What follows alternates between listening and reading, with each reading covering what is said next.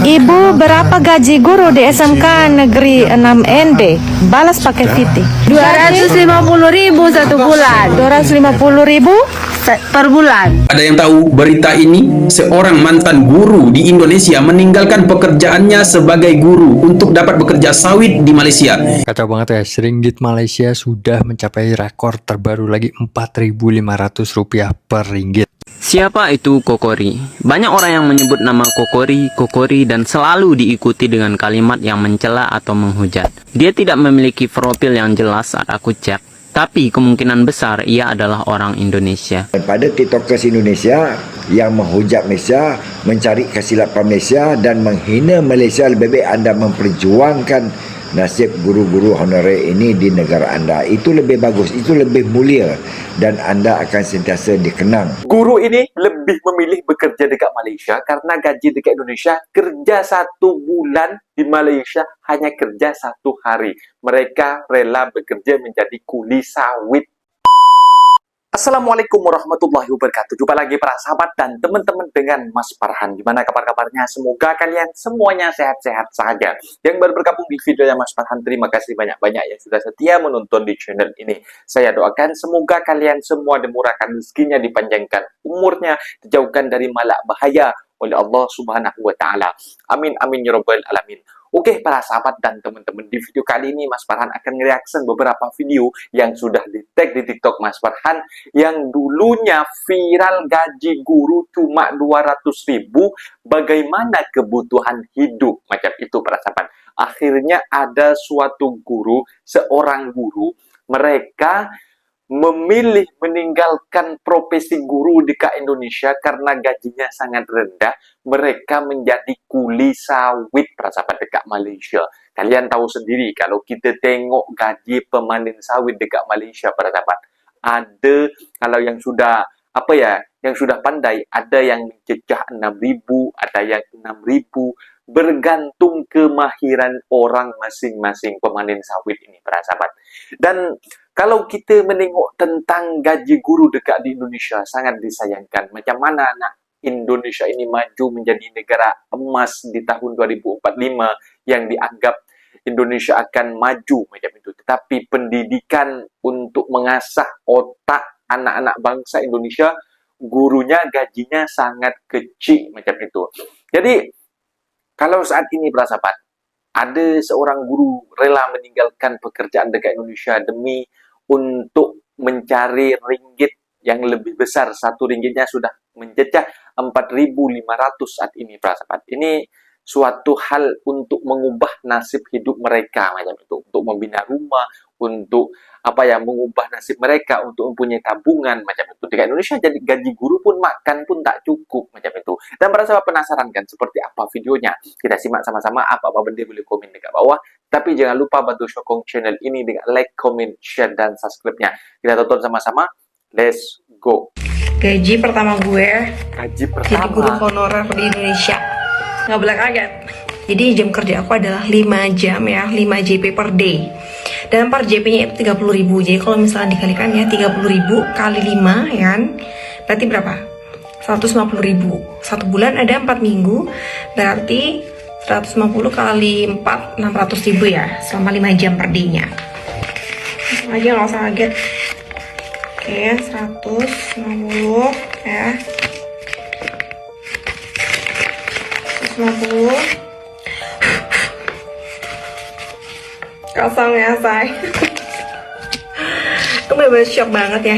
Kirain itu dihitungnya per akumulasi gitu kan ya. Jadi dikali 4 ya kan, karena kan 1 bulan kan 4 minggu. Ternyata itu 1 bulan itu ternyata sama dengan gaji 1 minggu. Ya udahlah ya. Ibu, berapa gaji guru di SMK Negeri 6 ND? Balas pakai Viti. Ini pertanyaan yang menyakitkan. Sabar ya, saya tanya saya punya teman-teman guru dulu. Ini mereka punya gaji setiap bulan berapa? 50.000. Bu Yani?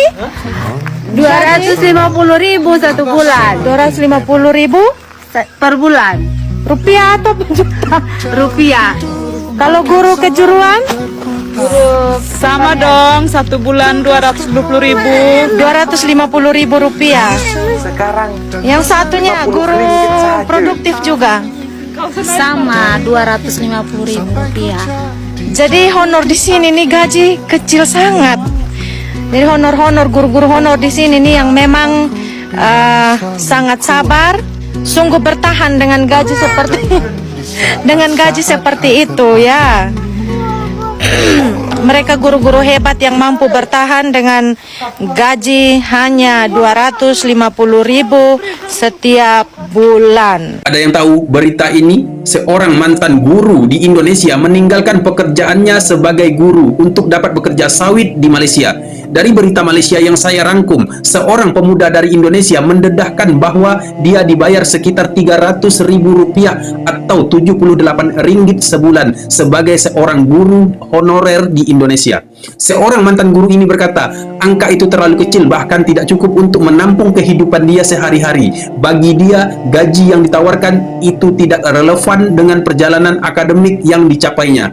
Dia katakan, bukan dia tidak mau bersyukur, tapi biarlah setimpal dengan kerja sawit yang dilakukan di Malaysia. Bahkan Rp300.000 atau 78 ringgit bisa dia dapatkan hanya dalam satu hari kerja di Malaysia.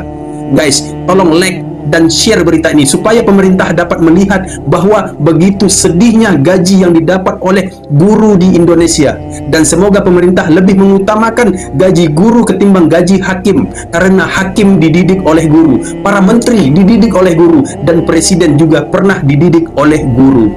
Apabila saya baca ni, bekas guru tak menyesal tinggalkan kerjaya di Indonesia, kerja angkat buah sawit di Malaysia lebih lumayan. Saya sedih sebenarnya. Saya merasa sedih.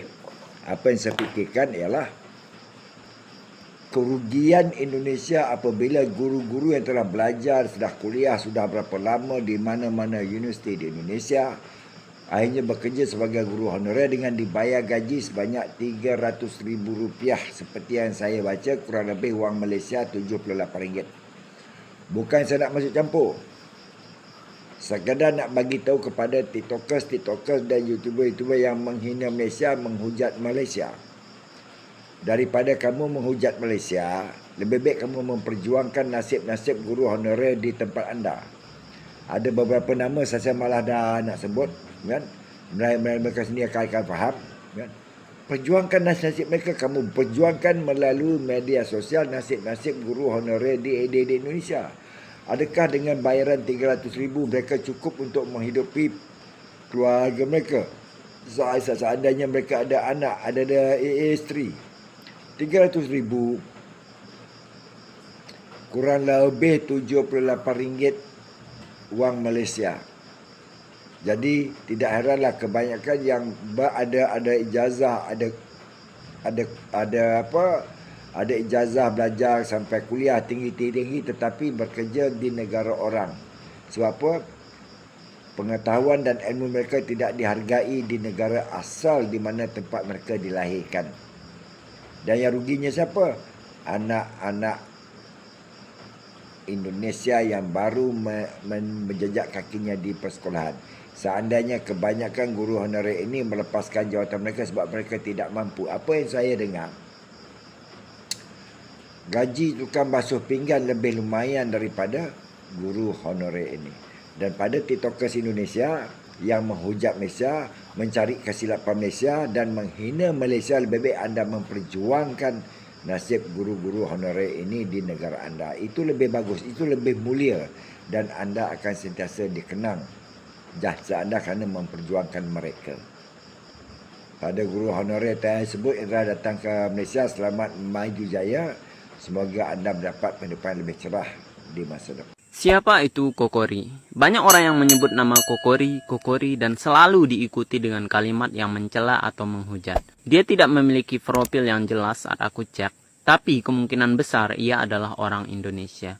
Jika kamu pikir di video kali ini aku akan membahas tentang dia, itu tidaklah benar. Tapi aku mau bahas tentang pemikiran Kokori dan banyak orang di Indonesia, yaitu sulit berpikir secara objektif dan suka menghina orang lain. Pertama, kenapa berpikir objektif itu sangat sulit di Indonesia atau sedikit sekali orang yang berpikir seperti itu?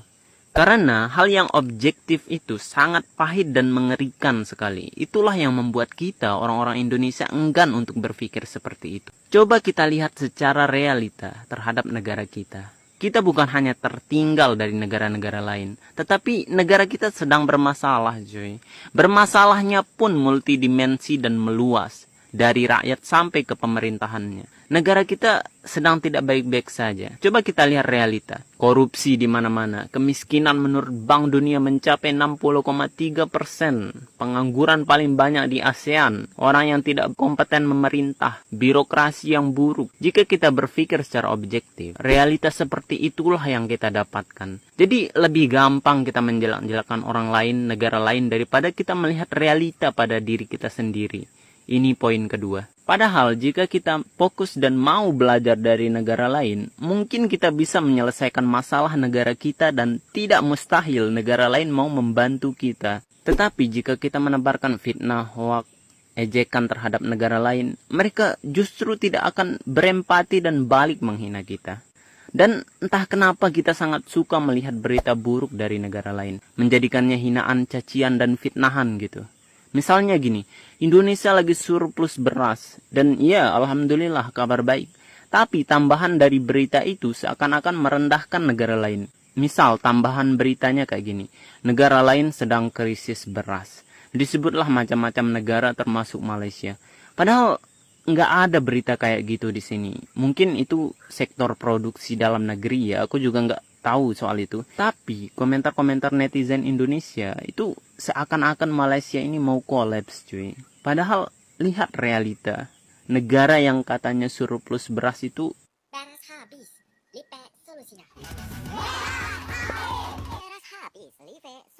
ini bukan soal apa dan bagaimana, tetapi mentalitas kita Yang katanya sebagai swasembada sebuah bangsa pangan di itu yang Indonesia. menjadi masalahnya.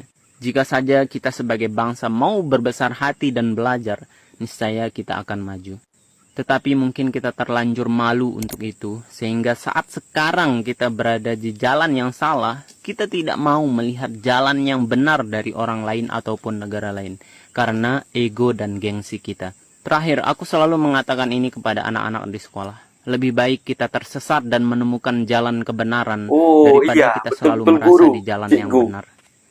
Kacau banget ya, ringgit Malaysia sudah mencapai rekor terbaru lagi Rp4.500 per ringgit. Jadi hari ini benar-benar rupiah itu melemah banget guys. Padahal hari ini Idul Adha ya, tanggal 27 Mei 2026 hari Rabu. Tapi walaupun hari ini bursa saham Indonesia tutup, namun mata uang tetap buka. Jadi memang kekuatan ringgit Malaysia ini luar biasa banget guys. Dan kalian kalau belum tahu, mata uang ringgit Malaysia itu sudah jadi yang terkuat di Asia, mengalahkan China ya guys. Jadi China juga performanya luar biasa, namun ringgit ini tetap nomor 1. Jadi kenapa ringgit Malaysia ini kuat banget ya guys? Karena investor asing itu berbondong-bondong investasi di Malaysia, entah itu dari segi properti ataupun juga bursa saham. Ada juga yang direct investment, intinya investasi besar-besaran di Malaysia ya sekarang ini. Banyak sekali gue dengar konglomerat itu pindah ke Malaysia atau punya second home di Malaysia, karena kita tahu kalau di negara barat sana banyak yang tidak terlalu aman ya sekarang karena perang. Apalagi Dubai yang katanya itu teraman di dunia, sekarang tidak lagi ya sejak perang di Iran. Makanya investor itu mencari-cari di mana tempat yang paling aman sekarang ini. Ya salah satunya Malaysia ini guys, kecipratan investasi dari asing. Tapi ya sulit ya guys kalau misalnya rupiah ini melemah terus ya, karena kita punya daya beli itu makin lama makin merosot. Jadi kalau kalian masih banyak cash dalam bentuk rupiah, yaitu pelan-pelan tergerus ya. Mudah-mudahan pemerintah sigap dalam menyikapi pelemahan rupiah ini ya guys, karena ini benar-benar sangat krusial. Aku tengok video ini sedih aja ya. Kalau aku tengok videonya, macam tuan punya video orang Indonesia, tetapi aku tidak tahu dari mana data yang dia ambil. Setahu aku, data pengangguran di Malaysia di antara 3.2 sampai 3.5%, di angka yang masih rendah dan masih stabil. Sebenarnya di Malaysia sendiri peluang pekerjaan atau job ability masih banyak kekosongan, tetapi memang ada cabaran tertentu. Jadi, apa yang sebenarnya berlaku bukan sebab tak ada kerja, tapi sebab yang pertama, skill tak match dengan industri. Yang kedua, gaji tak memenuhi expectation. Yang ketiga, automasi gantikan kerja basic. Faktor yang keempat, syarikat melakukan penstrukturan semula untuk jimat kos. Jadi menurut aku di Malaysia tahun 2026 memang ada PHK, tapi tidak tinggi. Peluang pekerjaan masih banyak, tapi cabaran utama pada skill dan kebolehan penyesuaian diri terhadap pekerjaan baru. Nah, itu dia para sahabat dan teman-teman, video yang sudah kita simak sampai rela meninggalkan pekerjaan yang ada dekat Indonesia yang berstatus cikgu, yang berstatus guru, macam itu para sahabat. Karena apa? Ini kalian pergi ke university dekat Indonesia untuk mendapatkan cita-cita yang mulia, menjadi guru, mendidik, mengasah otak-otak anak bangsa kita, mendidik budak-budak kecil banyak itu. Ini kalau Mas Farhan belum tahu dulu para sahabat tentang gaji ini, rasanya Mas Farhan merasa menjadi guru dekat Indonesia ini suatu pekerjaan yang mulia macam itu. Bahwasanya mereka kerjanya enak macam itu, juga mendapatkan, mengamalkan ilmu yang mereka duduk belajar di universiti dan menghabiskan banyak uang, dan mereka bisa mengamalkan kepada anak-anak bangsa Indonesia apa yang mereka sudah dapat di universiti. Tetapi para sahabat, yang mereka dapatkan dengan gaji dari pemerintah tidak dihargai dengan gaji 250, dengan harga ringgit yang sekarang sekitar 50 ringgit, ada juga yang 150, sekitar berapa kalau 150 ya? Kurang lebih 25 ringgit ya, atau 30 ringgit macam itu para sahabat. Ini sangat miris sekali. Bahkan untuk menjadi mencari karir dekat Indonesia dengan berstatus guru rasanya tidak mungkin. Bahkan ada seorang daripada Indonesia yang dulunya mereka sekolah ke universiti tinggi-tinggi untuk mendapatkan pekerjaan sebagai guru, tetapi gaji tidak sesuai dengan mereka yang dapatkan satu bulan dengan kerja dekat Malaysia, dengan mengangkat sawit dengan kerja satu hari. Itu perbedaannya, teman-teman.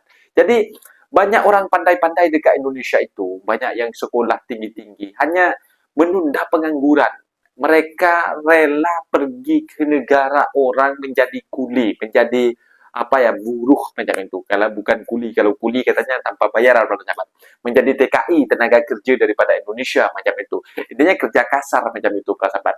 Intinya kan mereka berpikiran mereka melanjutkan ke universiti tinggi-tinggi menimba ilmu agar mendapatkan pekerjaan yang enak di negara sendiri. Tetapi sama kerajaan tidak dihargai, digaji murah. Akhirnya mereka tak tahan, datanglah ke negara jiran Malaysia. Kalau mereka bercakap tentang Malaysia, mereka gaji dekat sini lebih lebih menjamin, lebih ada ada fitur macam itu, ada masa depan macam itu. Dibilangnya menjilat Malaysia, dibilangnya bazar.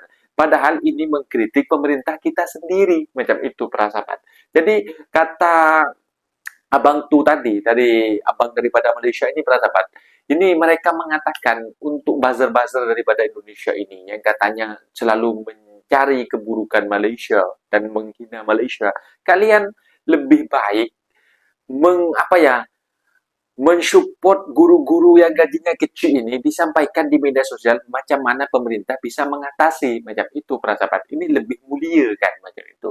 Tapi konten kreator yang lain itu dekat Indonesia memang busuk hati, mereka malah mencari keburukan negara Malaysia, bahkan difitnah sekalipun, para sahabat. Jadi harap Indonesia ini tompatlah macam itu. Oknum-oknum buzzer-buzzer yang lainnya ini, tengoklah gaji guru. Mereka itu lebih memilih bekerja ke Malaysia dengan gaji yang didapatkan satu hari di Malaysia, kerja dekat Indonesia 1 bulan macam itu. Jadi mungkin videonya sampai di sini, para sahabat dan teman-teman. Apabila ada kata benda yang silap, Mas Farhan minta maaf sebesar-besarnya. Mohon dibenarkan di kolom komentar. Wassalamualaikum warahmatullahi wabarakatuh.